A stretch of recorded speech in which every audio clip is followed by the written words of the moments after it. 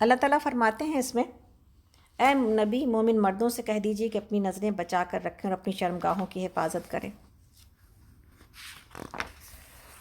اور ان کے لیے زیادہ پاکیزہ طریقہ ہے جو کچھ وہ کرتے ہیں اللہ اس سے خوب باخبر ہے۔ اے نبی صلی اللہ علیہ وسلم مومن عورتوں سے کہہ دیجیے کہ اپنی نظریں بچا کر رکھیں اور اپنی شرمگاہوں کی حفاظت کریں اور اپنا بناؤ سنگار نہ دکھائیں سوائے ان کے جو خود ظاہر ہو جائے، اور اپنے سینوں پر اپنی اوڑھنیوں کے آنچل ڈالے رہیں۔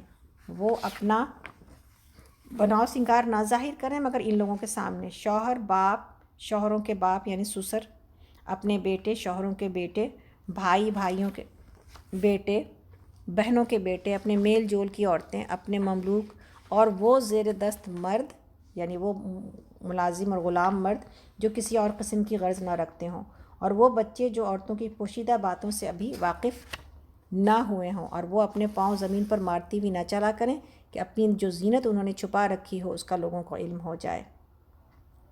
اور اے مومنو تم سب مل کر اللہ سے توبہ کرو، توقع ہے کہ فلاح پاؤ گے۔ یہاں پر اتنی ساری باتیں عورت ہونے کی حیثیت سے ہمیں اور آپ کو بتائی گئی ہیں، جس کی سمجھ بوجھ حاصل کرنا بہت زیادہ ضروری ہے کہ کس طرح مومن مردوں سے سب سے پہلے کہا گیا ہے۔ یعنی پردے کی بات جب آتی ہے تو ہم سمجھتے ہیں کہ عورتوں کو پردے کا حکم دیا گیا۔ آپ دیکھیں یہاں پر مومن مردوں سے کہو کہ غض بصر اپنے نگاہوں کو بچا کر رکھیں اور اپنی شرمگاہوں کی حفاظت کریں۔ تو یہاں بہت بڑا معاملہ جو ہے نا، یہ نگاہوں کو بچا کے رکھنے کی بات کی جا رہی ہے، اور یہاں سے نگاہ بچانے سے یہ بات اس طرح بہترین طریقے سے ادا ہوتی ہے، یعنی جس چیز کو دیکھنا مناسب نہ ہو اس سے نظر ہٹا لی جائے، بجائے اس کے کہ آدمی نگاہ نیچی کرے یا کسی اور طرف سے اسے بچا لے جائے۔ تو یہاں پر یہ ہے کہ کسی بھی چیز کو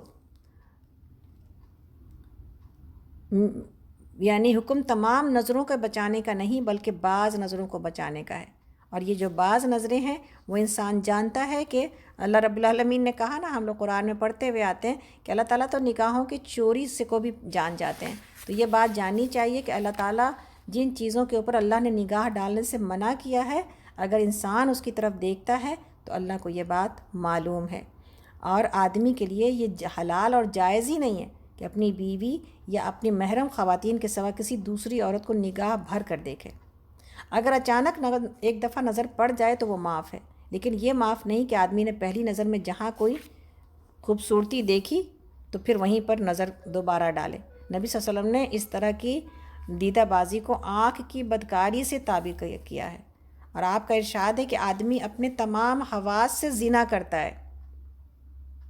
تو صرف زنا جو ہے نا وہ بعض اعضاء کا عمل نہیں ہے، بلکہ پورے حواس انسان کے زنا کرتے ہیں۔ کیا ہے؟ دیکھنا آنکھوں کا زنا ہے، نعوذ باللہ، اللہ اکبر، اللہ ہم سب کو معاف کرے کہ کسی ایسی نامحرم اور حرام چیز کو دیکھنا یہ آنکھوں کی زنا ہے۔ لگاوٹ کی بات چیت زبان کی زنا ہے، اور آواز سے لذت لینا کانوں کی زنا ہے۔ ہاتھ لگانا اور ناجائز مقصد کے لیے چلنا ہاتھ پیر کی زنا ہے، اور بدکاری کی یہ ساری باتیں جب پوری ہو جاتی ہیں تب شرمگاہیں یا تو اس کی تکمیل کر دیتی ہیں یا تکمیل کرنے سے رہ جاتی ہیں۔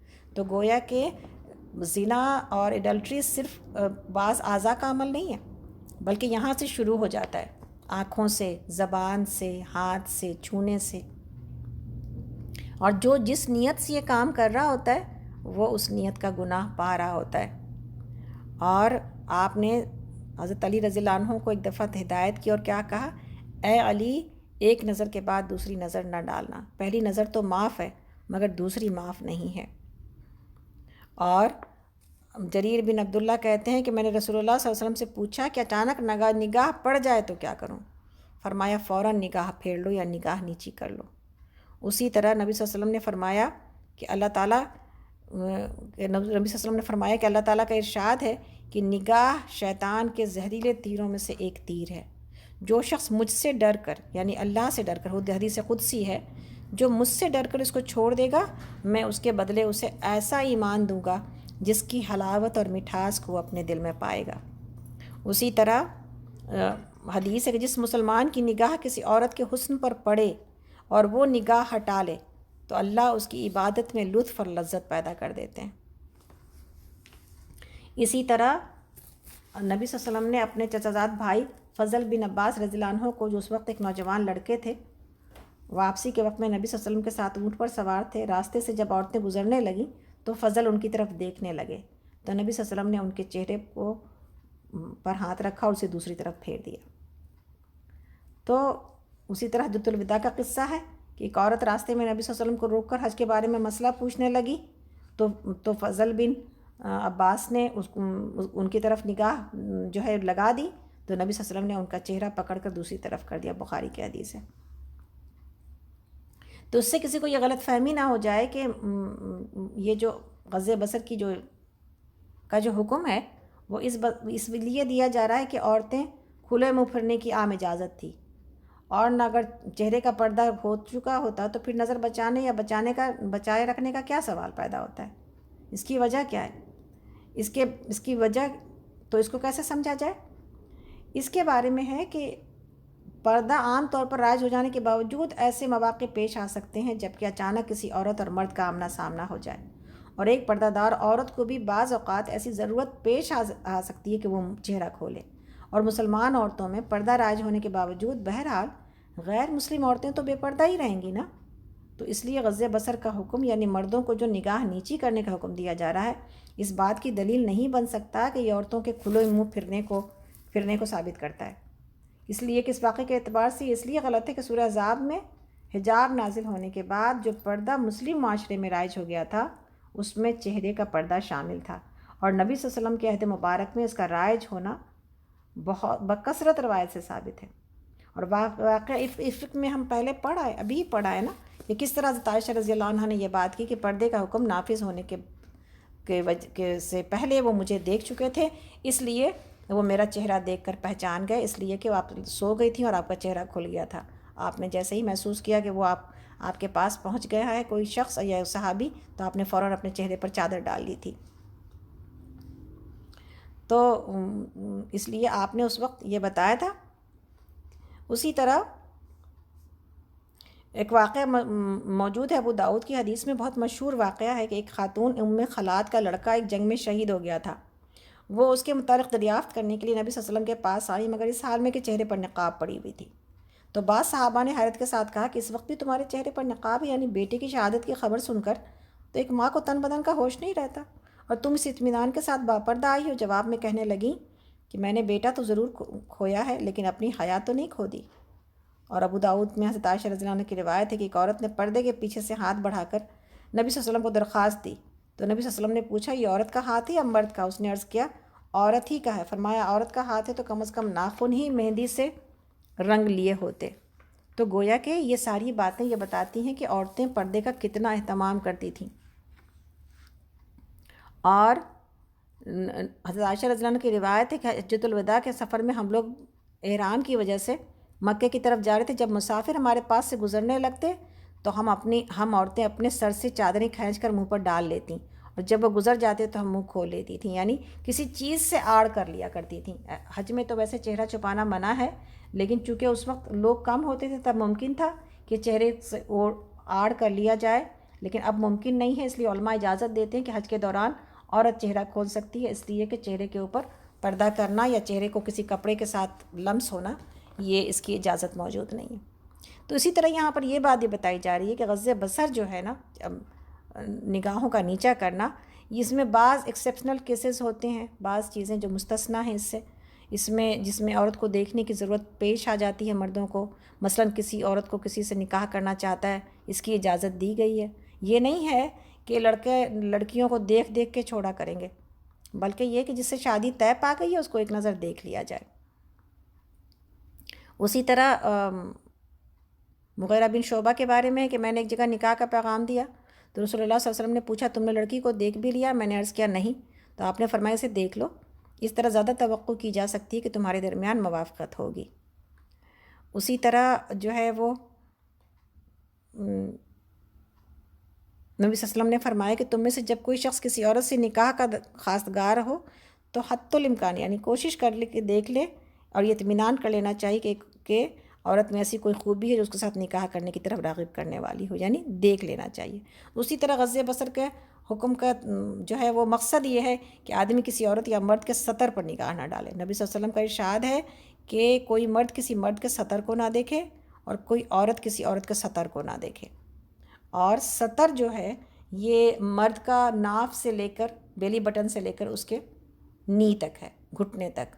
اسی طرح عورت کے لیے جو سطر ہے، مرد کے لیے تو وہ سراپا سطر ہے، نہ محرم کے لیے کہ بال بھی نہ دکھائی دیں اور چہرہ بھی نہ دکھائی دے۔ لیکن سطر نہیں کہہ سکتے، پردے کا حکم کہہ سکتے ہیں۔ سطر تو اس کا وہی ہے جو کہ ناف سے لے کر گھٹنے تک ہے ایک عورت کے لیے۔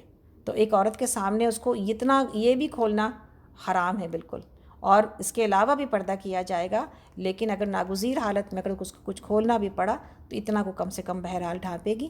لیکن اگر کسی بیماری کی وجہ سے کچھ چیزوں کو اگر عورتوں کو کھولنا پڑتا ہے اپنے جسم کے اعتبار سے، تو بیماری کے اعتبار سے اجازت موجود ہے۔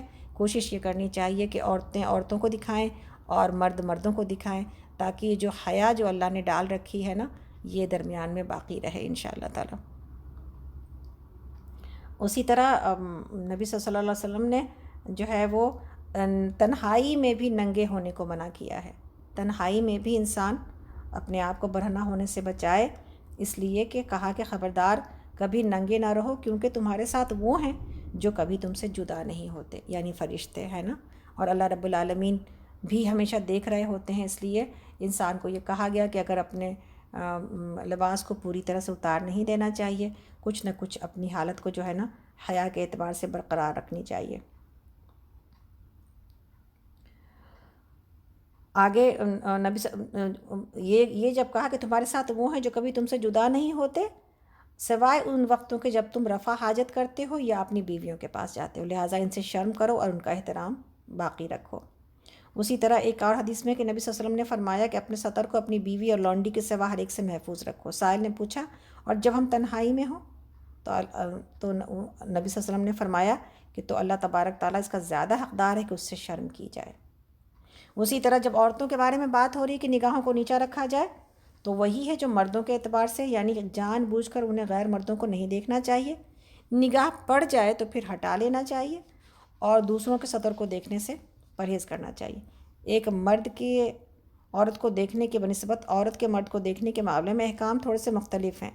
ایک حدیث میں ہے کہ ام سلمہ حضرت میمونہ رضی اللہ عنہ کے پاس بیٹھی تھیں، اتنے میں حضرت ابن ام مکتوم آ گئے۔ نبی صلی اللہ علیہ وسلم نے دونوں بیویوں سے فرمایا کہ ان سے پردہ کرو، اور آپ کو پتہ ہے کہ ابن ام مکتوم جو تھے وہ نابینا تھے۔ تو بیویوں نے کہا کہ یا رسول اللہ، کیا یہ اندھے نہیں ہیں؟ نہ یہ ہمیں دیکھیں گے نہ پہچانیں گے۔ تو آپ صلی اللہ علیہ وسلم نے فرمایا کہ کیا تم دونوں بھی اندھی ہو؟ کیا تم انہیں نہیں دیکھتی؟ تو اور یہ واقعہ اس زمانے کا ہے جب پردے کا حکم آ چکا تھا۔ تو یہ ساری باتیں اس بات کی طرف گواہی دیتی ہیں کہ نامحرم مردوں سے کو دیکھنے میں بھی اور ان کے ساتھ تنہائی میں ہونے کو بھی کتنا زیادہ ناپسند کیا جائے گا۔ اسی طرح ہے کہ حضرت عائشہ کے پاس ایک نابین آیا تو انہوں نے اس سے پردہ کیا۔ کہا گیا آپ اس سے پردہ کیوں کرتی ہیں؟ یہ تو آپ کو نہیں دیکھ سکتا۔ جواب میں ام المومنین نے کہا میں تو اسے دیکھتی ہوں۔ دوسری طرف ہمیں حضرت عائشہ کی روایت ملتی ہے کہ 7 ہجری میں حبشیوں کا وفد مدینہ آیا اور اس نے مسجد نبوی کے احاطے میں ایک تماشا کیا، تو نبی صلی اللہ علیہ وسلم نے خود حضرت عائشہ رضی اللہ عنہ کو یہ تماشا دکھایا۔ تو ہم دیکھتے ہیں کہ فاطمہ بنت قیس کے جب ان کے شوہر نے 3 طلاق دے دی تو سوال یہ پیدا ہوتا کہ عدت کہاں گزاریں؟ تو پہلے حضور نے فرمایا کہ ام شریک انصاریہ کے یہاں رہو، پھر فرمایا ان کے ہاں میرے صحابہ بہت آتے جاتے رہتے، اس لیے آپ نے ان کو عبداللہ ابن مکتوم کے پاس کہا کہ وہ اندھے آدمی ہیں، تم ان کے پاس بے تکلف رہ سکتی ہو۔ تو یہ تمام باتوں کو جمع کرنے سے یہ معلوم ہوتا ہے کہ عورتوں کو یا مردوں کو دیکھنے کے معاملے میں اتنی سختی نہیں ہے جتنی مردوں کی عورتوں کو دیکھنے کے معاملے میں۔ ایک مجلس میں آمنے سامنے بیٹھ کر دیکھنا بالکل منع ہے۔ راستہ چلتے ہوئے یا دور سے کوئی جائز قسم کا کھیل تماشا دیکھتے ہوئے مردوں پر نگاہ پڑنا جو ہے وہ اس کی اجازت موجود ہے، اور کوئی حقیقی ضرورت کوئی خاص ضرورت پیش آ جائے تو ایک گھر میں رہتے ہوئے بھی دیکھنے میں کوئی حرج نہیں ہے۔ تو اسی طرح یہ جو ہے نا یہ ساری باتیں نبی صلی اللہ علیہ وسلم نے جو ہے وہ کہتی ہیں۔ حضرت عائشہ کا روایت ہے کہ ان کی بہن حضرت اسماء نبی صلی اللہ علیہ وسلم کے پاس آئیں اور کچھ باریک کپڑا پہنے ہوئی تھیں۔ تو نبی صلی اللہ علیہ وسلم نے کہا اسماء جب عورت بالغ ہو جائے تو جائز نہیں کہ اپنا منہ اور ہاتھ کے سوا اس کے جسم کا کوئی حصہ نظر آئے۔ تو یہ ساری بات کہ عورتوں کے لیے باریک لباس پہننا، اور اگر باریک نہیں موٹا بھی ہے تو جسم کے ساخت کے جیسا، یعنی ٹائٹ لباس کہ جسم کے ساتھ بالکل لگا ہوا ہو کہ پورا جسم دکھائی دے رہا ہو، یہ دونوں طرح کے لباس حرام ہیں۔ حدیث میں ہے کہ وہ عورت جو کہ لباس پہن کے بھی ننگی دکھائی دے، اس کے اوپر اللہ کی لعنت ہے۔ اللہ رب العالمین ہم سب کو بچا کے رکھے۔ اسی طرح بناؤ سنگار کے اعتبار سے بھی جو ہمیں حدود دیے گئے ہیں، جو ہمارے لیے جائز ہے، آپ نے ہاتھوں کی جو حد بتائی ہے وہ پوری کلائی تک بتائی ہے کہ ایک عورت کے ہاتھ یہاں تک چھپے ہوئے ڈھکے ہوئے ہونے چاہیے۔ نماز میں بھی جو ہاتھوں کی حد ہے ڈھپا ہوا ہونے کی، وہ کلائی تک ہے۔ یہ نہیں ہے کہ ایک مٹھی چھوڑی جا سکتی ہے، بعض روایت میں یہ ملتا ہے، وہ صحیح نہیں ہے روایت، کہ جس میں نبی صلی اللہ علیہ وسلم نے کہا کہ ایک مٹھی آپ نے کہا ہاتھوں کو جہاں تک بند کیا اس میں تو کلائی کے درمیان ایک مٹھی کا جو ہے فاصلہ موجود تھا۔ یہ نہیں ہے، بالکل صحیح نہیں ہے یہ بات۔ عورت اپنی کلائی تک چھپی ہوگی نماز میں، اور اس کے ٹخنے بھی چھپے ہوں گے نماز میں، اور اسی طرح باہر بھی نکلے گی تو یہ حد اسی طرح قائم رہے گی۔ اس میں سر بھی شامل ہے اور چہرہ بھی شامل ہے۔ اب تو چہرہ ماسک سے تو بہت آسان ہو گیا نا انشاءاللہ تعالیٰ، تو یہ بہت نیت اسی طرح پردے کی نیت کر کے ماسک لگائیں، تاکہ پردہ جو ہے، اگر پہلے ہم پردہ نہیں بھی کرتے تھے، آج مجبوراً ماسک لگا رہے ہیں، اس میں بھی پردے کی نیت کر لیں انشاءاللہ۔ اللہ رب العالمین جو ہے نا ہماری اس نیت کی وجہ سے اب اس کو ماسک لگانے میں بھی اجر شامل ہو جائے گا، تو انشاءاللہ تعالیٰ ٹھیک ہے۔ تو اسی میں جو عورت کی زینت ہے، جو اس کا میک اپ ہے، اس کی کیا باؤنڈری ہے، اس میں کئی ایک چیزیں آ جاتی ہیں۔ پہلا تو خوبصورت کپڑے ہیں، اس کے بعد زیور ہے، اس کے بعد سر ہے، چہرہ ہے، ہاتھ پیر، سب جو ہے نا، یہ جو عورتیں دنیا میں، یہ سب تمام چیزیں جو ہے نا، یہ میک اپ کے لفظ میں آ جاتا ہے۔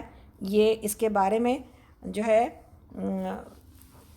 یہ بات بتائی گئی کہ اس میں سے ہر چیز کو چھپایا جائے گا۔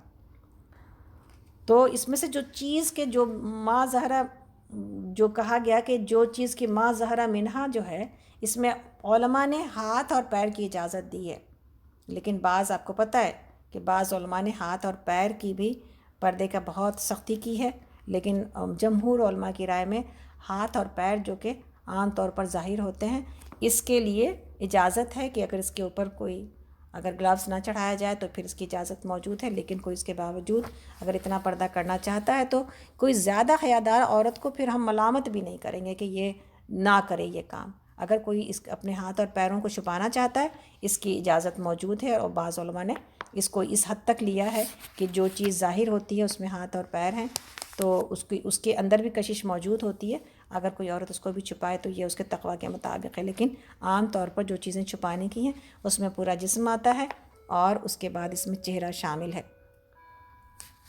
اور حضرت عائشہ رضی اللہ عنہ فرماتی ہیں یہ جو زمانہ جاہلیت میں جو چیزیں عورتوں کے پردے میں، یعنی عورتیں کس طرح کا لباس پہنا کرتی تھیں، اس میں وہ اپنے سروں کے اوپر ایک کساوا باندھتی تھیں، جس سے ان کی جو گرہ ہوتی تھی وہ جوڑے کی طرح پیچھے چوٹی پر لگا دی جاتی تھی، اور سامنے کا حصہ جو گریبان ہوتا تھا، فرنٹ والا جو ان کا حصہ ہوتا تھا سینے کا، ان کے چیسٹ کا اور بریسٹ کا، وہ کھلا ہوتا تھا۔ اسی طرح جو سینے کے اوپر قمیص کے علاوہ کوئی اور چیز نہیں ہوتی تھی۔ تو اللہ رب العالمین نے یہاں پر یہ بات کہی کہ اب جو ہے لَيَضْرِبْنَ بِخُمُرِهِنَّ عَلَى جُيُوبِهِنَّ، کہ وہ اپنے سینوں پر اپنی چادروں کو کے آنچل ڈالیں۔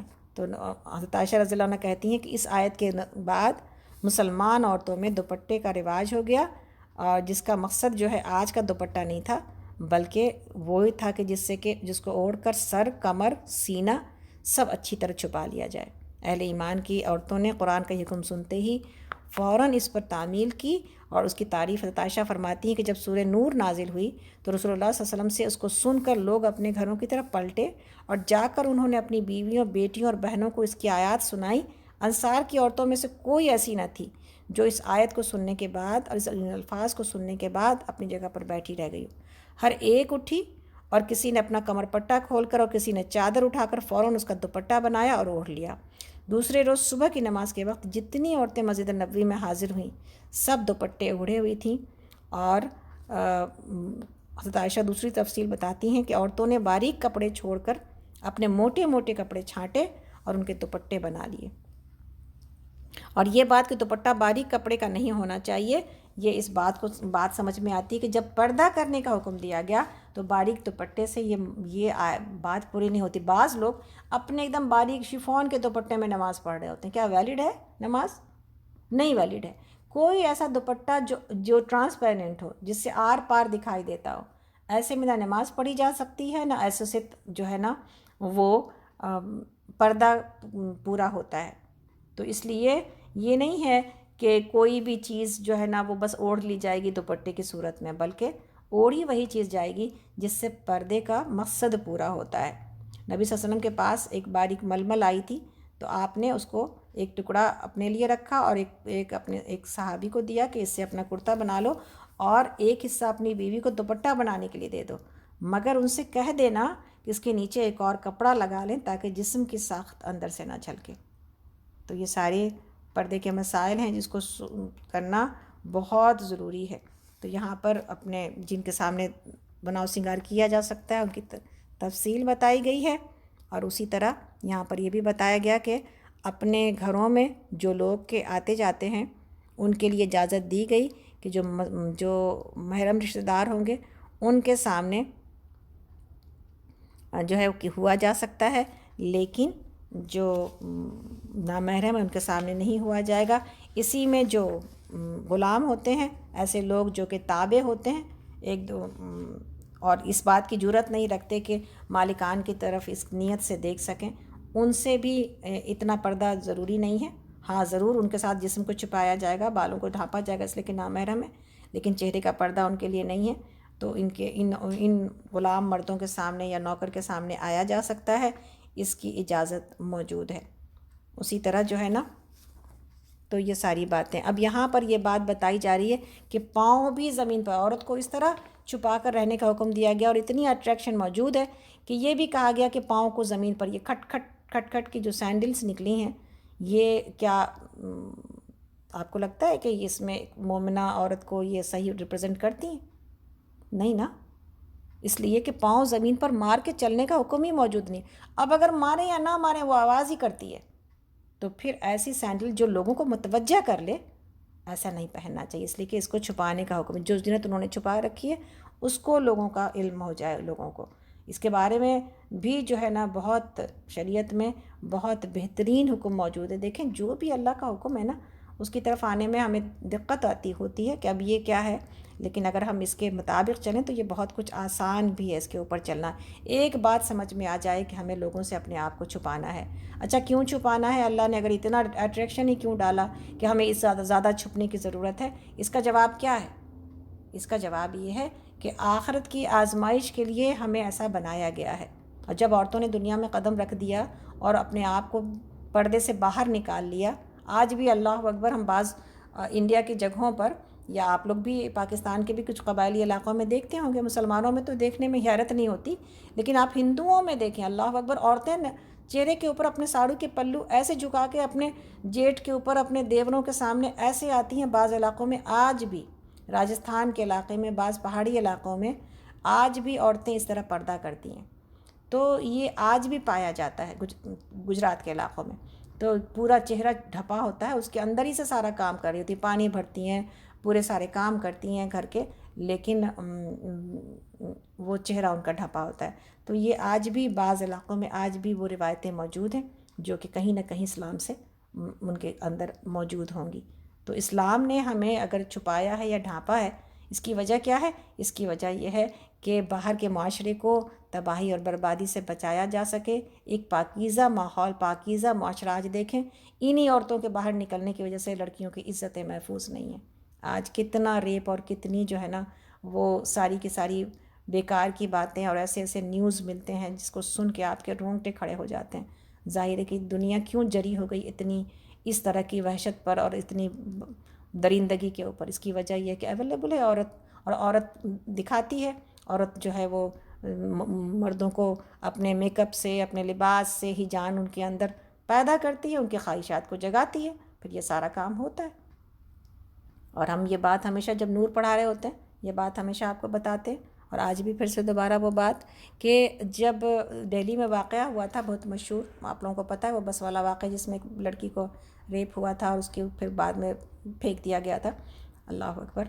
تو وہ جو بعد میں انڈیا میں جو اس کے خلاف، اس کے اگینسٹ جب ایجیٹیشن اسٹارٹ ہوا، تو ہندوؤں کے جو ہے وہ انہوں نے پجاریوں نے یہ بات کہی کہ چاہیے یہ، اس میں لڑکیوں کا قصور ہے، عورتوں کا قصور ہے، ایک تو دیر دیر رات میں سفر کرتی ہیں اکیلے، اس پر سے ایسے لباس پہنتی ہیں، مردوں کو اویلیبل ہوتی ہیں، تو یہ سارے واقعات ہوتے ہیں۔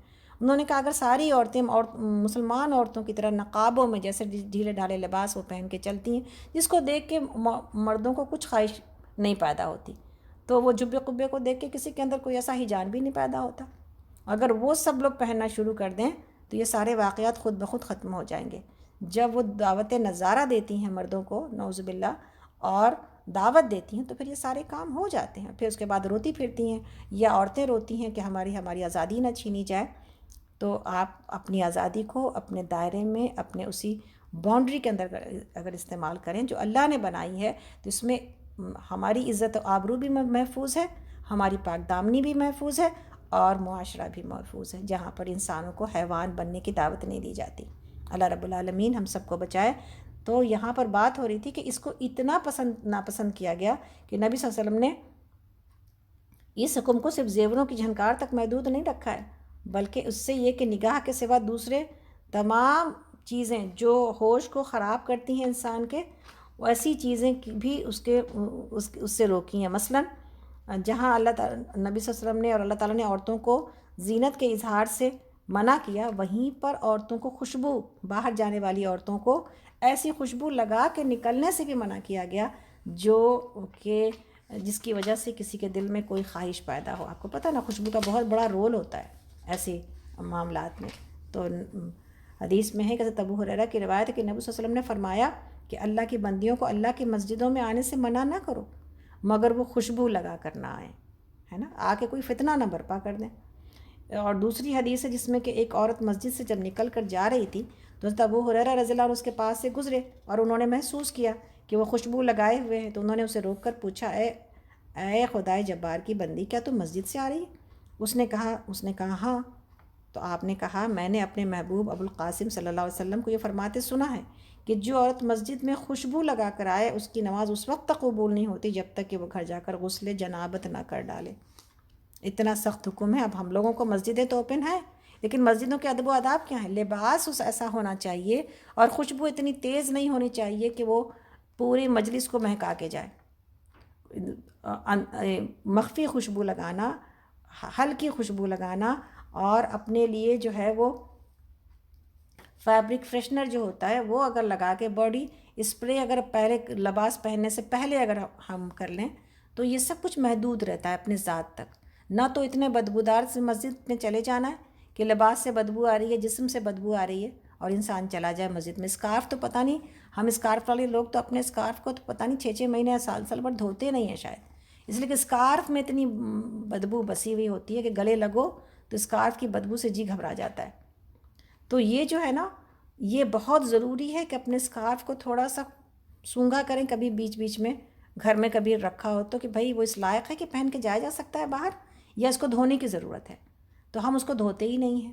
تو یہ میری بڑی ریکویسٹ ہے خاص طور پر اسکارف والی خواتین اور عبایا والی خواتین سے کہ وہ اپنے عبائے کو بھی دھوئیں تاکہ جب مسجد جائیں تو بدبو نہ ہو۔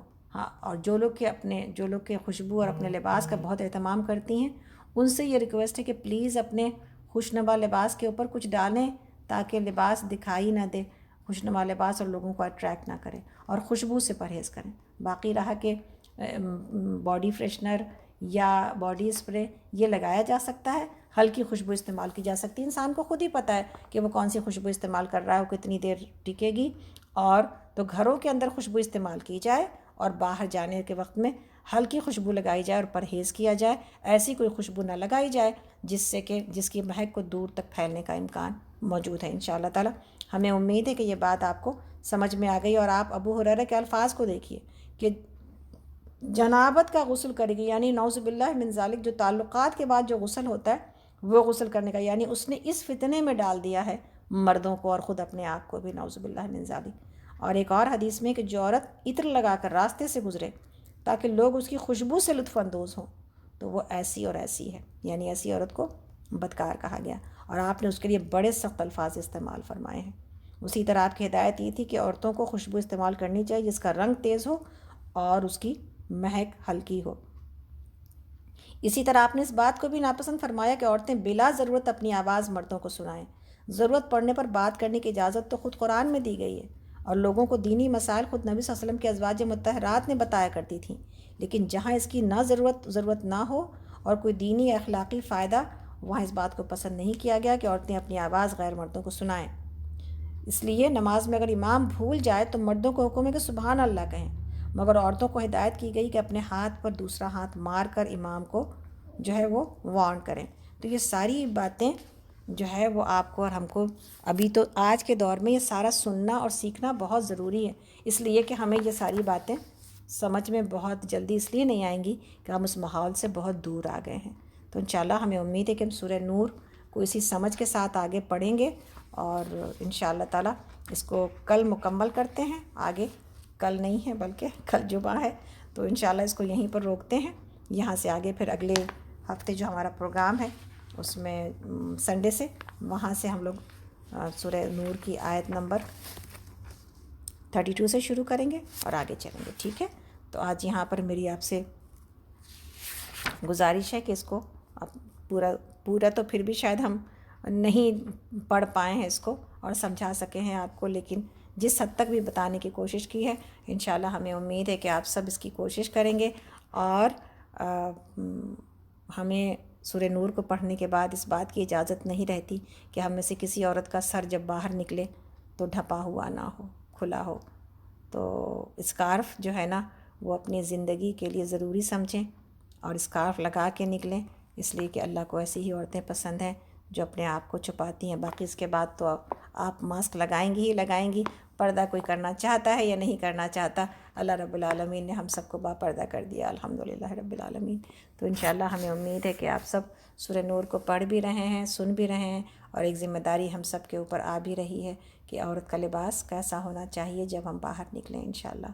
تو جزاکم اللہ خیرا کثیرا، انشاءاللہ تعالیٰ یہیں پر اپنی بات کو مکمل کرتے ہیں، اور اس دعا کے ساتھ کہ اللہ رب العالمین ہم سب کو جو ہم نے پڑھا ہے سورہ مومنون کی شروع کی 10 آیتوں کو، اللہ رب العالمین ہمیں اس پر عمل کرنے کی جو ہے وہ توفیق عطا کرے۔ سورہ نور میں جو ہم نے پڑھا حضرت عائشہ رضی اللہ عنہا کی آزمائش کے بارے میں، کہ آزمائشیں آتی ہیں لیکن ان آزمائشوں کے اندر اور اس کبھی بعض اوقات کسی شر کے اندر خیر موجود ہوتی ہے، تو اللہ رب العالمین جو ہے وہ ہم پر کوئی بوجھ ایسا نہ ڈالے جو ہم اٹھا نہ سکیں، لیکن اگر کوئی تکلیف آتی ہے تو اس سے اللہ کے ساتھ اچھا گمان رکھیں کہ اس میں سے کوئی نہ کوئی خیر ہی نکلنے والی ہے۔ اسی طرح سورہ نور پڑھ کے اپنے آپ کو فحش کام سے، بے حیائی سے، بے پردگی سے، لباس اور زینت کے جو آداب ہم نے پڑھے انشاءاللہ تعالیٰ اللہ رب العالمین ہمیں اس کو جو ہے وہ اس پر عمل کرنے کی توفیق دے۔ ایک دوسرے کے گھروں میں جانے آنے کے آداب جو ہم نے پڑھے ہیں انشاءاللہ تعالیٰ، خوشبو لگانے کے جو آداب ہم نے پڑھے ہیں انشاءاللہ اس پر عمل کرنے کی توفیق عطا کرے، اس دعا کے ساتھ کہ اللہ تعالیٰ ہم سب کو جو کچھ پڑھا ہے اس پر عمل کی توفیق عطا کرے۔ انشاءاللہ آپ سب سے سنڈے کے دن دوبارہ ملاقات ہوگی، اور چھوٹی سی دعا ہے ان تمام لوگوں کے لیے جو لوگ کے بیمار ہیں، اللہ تعالیٰ ہم سب کے جو ہے وہ ہماری عظمت بیمار ہیں، اللہ رب العالمین ہماری عظمت کو، سمینہ روحی کو، شاہدہ کو اور زینت کو اللہ تعالیٰ بہترین شفائے کاملہ عاجلہ سے نوازے۔ اللہ رب العالمین سمینہ اکرام کے بھائی کو بہترین شفا سے نوازے۔ یا اللہ کافی عرصے سے ان کے بھائی بیمار ہیں، کینسر کے مریض ہیں، آپ سب بھی بہت ساری دعا کریں، بہت ہی نیک انسان، اللہ تعالیٰ ان سب کو ان کو جو ہے وہ یہ عطا کرے۔ پلیز سب لوگ پلیز میوٹ ہی رکھیں، اس لیے کہ ہم کو پھر کان میں بہت آواز آنے لگتی ہے، میری دعا ڈسٹرب ہو جاتی ہے، تو پلیز آپ سب لوگ میوٹ رکھیے تاکہ ہم دعا مکمل کر لیں۔ اسی طرح اللہ رب العالمین لبنہ کو اور لبنہ کی امی کو بہترین شفائے کاملہ عاجلہ سے نوازے، افشین کی امی کو اللہ تعالیٰ بہترین شفائے کاملہ عاجلہ سے نوازے، روبینہ کے والدین کو اللہ تعالیٰ بہترین شفائے کاملہ عاجلہ سے نوازے، اور جتنی بھی ہماری بڑی بہنیں ہیں، چھوٹی بہنیں ہیں، ہماری جتنے بھی آنٹیز ہیں، گلشن آنٹی اور گلشن آنٹی کے ہسبینڈ کو، انکل کو اللہ رب العالمین بہترین جو ہے نا ایمان اور صحت کے ساتھ زندگی دے۔ ہماری جتنی بھی آنٹیز ہیں، آمنہ آنٹی کو، ممتاز آنٹی کو، کلیم النساء آنٹی کو اور وہ تمام لوگ جن کو ہم آنٹی کہتے ہیں، یا اللہ یا رب العالمین ہماری سلمہ آنٹی کو، یہ سب لوگوں کو اللہ رب العالمین بہترین شفائے کاملہ عاجلہ سے نوازے۔ اللہ تعالیٰ ہمارے ڈیڈی کو بھی بہترین شفائے کاملہ عاجلہ سے نوازے۔ یہ جو ڈیڈی ہیں ماشاءاللہ انہوں نے ہم کو اپنی بیٹی بنا لیا ہے، سلمہ آنٹی کے ہسبینڈ، یہ ہماری جو حذیفہ کے جو ساس ہیں ان کے والدین ہیں۔ تو ان کے جو ڈیڈی ہیں پروین، جو میری سمدھن ہے نئی اب چھوٹی والی، وہ ڈیڈی کہتی ہیں، تو ہم نے بھی ان کو ڈیڈی، انہوں نے پہلے ہم کو بیٹی بنایا ہے ماشاءاللہ، بعد میں ہم نے ان کو ڈیڈی بنایا، تو وہ چونکہ پروین ان کو ڈیڈی ممی کہتی ہیں، اس لیے ہم بھی ان کو ڈیڈی ممی کہتے ہیں۔ اللہ تعالیٰ ان دونوں کو بھی بہت نیک انسان ماشاءاللہ یہ لوگ ہیں جن کی محبتیں ہم کو حاصل ہیں۔ اللہ رب العالمین ان لوگوں کو، ہمارے تمام رشتہ داروں کو، ہمارے تمام سسرالی اور سمدھیانہ اور تمام لوگوں کو اللہ رب العالمین ایمان اور صحت کے ساتھ زندگی عطا کرے۔ یا رب العالمین ہمارے بچوں کو ہمارے لیے ثواب جاریہ بنائے اور ہمیں ہمارے والدین کے لیے ثواب جاریہ بنائے۔ ہم رمضان کی برکتوں کو سمیٹیں، کل پہلا جمعہ ہے، اپنی خاص دعاؤں میں ضرور ہم سب کو یاد رکھیے گا انشاءاللہ۔ اللہ تعالیٰ آپ سب کو جمعہ کی برکتوں سے نوازے اور اللہ کرے کہ ہم جمعہ کے فیض اور برکت سے جو ہے وہ مالا مال ہوں، اور اللہ کرے کہ ہم جمعہ کی نمازیں مساجد میں جا کے پڑھ سکیں۔ اللہ تعالیٰ ہم سب کو توفیق عطا کرے۔ یا رحمان یا رحیم یا حی یا قیوم، ہم آپ سے طلب کرتے ہیں اپنی زندگی کی وہ تمام خوشیاں اور وہ تمام جو ہے وہ توفیق جس سے کہ آپ اپنے خاص بندوں کو بہرہ مند کرتے ہیں۔ یا اللہ ہم سبوں کو بہترین شفائے کاملہ عاجلہ کے ساتھ زندگی میں، یا اللہ ہمارا آخری سفر تک، جب تک ہم اس دنیا کو چھوڑ کے آپ سے ملاقات نہیں کرتے، اے اللہ ہمارا ایمان کے اوپر ہماری زندگی کو سلامت رکھیے، اور اے اللہ ایمان پر ہی ہمارا خاتمہ کیجیے۔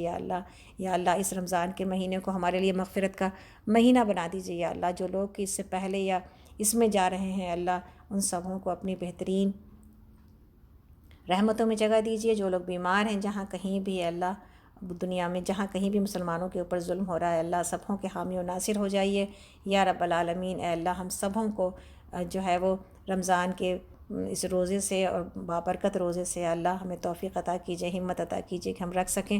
جو بیمار ہیں اللہ ان کے لیے آسانی کر دیجیے یا رب العالمین۔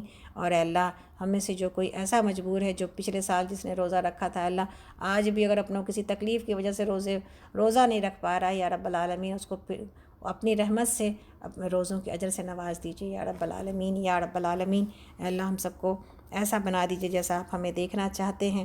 یا اللہ ہمیں حیا عطا کر دیجیے، ہماری بچیوں کو، ہماری نسلوں کو حیا سے نواز دیجیے یا رب العالمین۔ اے اللہ ہمارے بچوں کو کی نگاہوں کو غض بصر سکھا دیجیے یا اللہ۔ یا اللہ ہمارے بچوں کو بھی حیا دار بنا دیجیے یا رب العالمین۔ اے اللہ ہم سبوں کو باہر کی آفتوں سے یا اللہ اور کہیں پر نقصان اٹھائے جانے سے ہماری بہو بیٹیوں کو، ہر کسی کو یا اللہ محفوظ رکھیے یا اللہ۔ سبوں کی عزت آبرو کی حفاظت کیجیے یا اللہ۔ اے اللہ ہماری جان مال عزت آبرو سبوں کی حفاظت کیجیے یا رب العالمین۔ اے اللہ جو مانگ لیا وہ بھی عطا کر دیجیے، جو نہ مانگ سکے وہ بھی عطا کر دیجیے۔ آپ سے طلب کرتے ہیں ان تمام چیزوں کی خیر جو پیارے نبی صلی اللہ علیہ وسلم نے طلب کی، اور ان تمام چیزوں کے شر سے آپ کی پناہ جو پیارے نبی صلی اللہ علیہ وسلم نے طلب کی۔ یا ربی ہمیں موت نہ آئے مگر اس حال میں کہ آپ ہم سے راضی ہوں۔ یا ربی ہمیں موت نہ آئے مگر اس حال میں کہ آپ ہم سے راضی ہوں۔ یا رحمان ہمیں موت نہ آئے مگر اس حال میں کہ ہماری زبانوں پر کلمہ لا الہ الا اللہ۔ آمین یا رب العالمین۔ سبحان ربک رب العزۃ عما یصفون وسلام علی المرسلین والحمد للہ رب العالمین۔ ربنا تقبل منا انک انت السمیع العلیم وتب علینا انک انت التواب الرحیم۔ اللہم انا نسألک الجنۃ الفردوس ونعوذ بک من النار۔ اللہم انا نسألک الجنۃ الفردوس ونعوذ بک من النار۔ اللہم انا نسألک الجنۃ الفردوس ونعوذ بک من النار۔ سبحان ربک رب العزۃ عما یصفون وسلام علی المرسلین والحمد للہ رب العالمین۔ اللہم اغفر لہما وارحمہما کما ربیانی صغیرا۔ سبحانک اللہم وبحمدک اشہد ان لا الہ الا انت استغفرک واتوب الیک۔ ربی اجعلنی مقیم الصلاۃ ومن ذریتی ربنا وتقبل دعاء ربنا اغفر لی ولوالدی وللمؤمنین یوم یقوم الحساب۔ ربنا هب لنا من ازواجنا وذریاتنا قرۃ اعین واجعلنا للمتقین اماما۔ آمین یا رب العالمین، آمین یا رب العالمین۔ السلام علیکم ورحمۃ اللہ وبرکاتہ۔ اللہ تعالیٰ آپ سب کا حامی و ناصر ہو۔ اپنی دعاؤں میں، خاص دعاؤں میں ہم سب کو یاد رکھیے۔ اللہ تعالیٰ سے امید ہے کہ انشاءاللہ آپ سب سے اچھی حالت میں سنڈے کے دن دوبارہ ملاقات ہوتی ہے۔ اپنا خیال رکھیے اور انشاءاللہ تعالیٰ اللہ تعالیٰ سے دعا ہے کہ اللہ تعالیٰ ہم سب کے روزوں کو قبول کر کے ہماری گردنوں کو جہنم کی آگ سے آزادی عطا کر دے، آمین۔ السلام علیکم ورحمۃ اللہ وبرکاتہ۔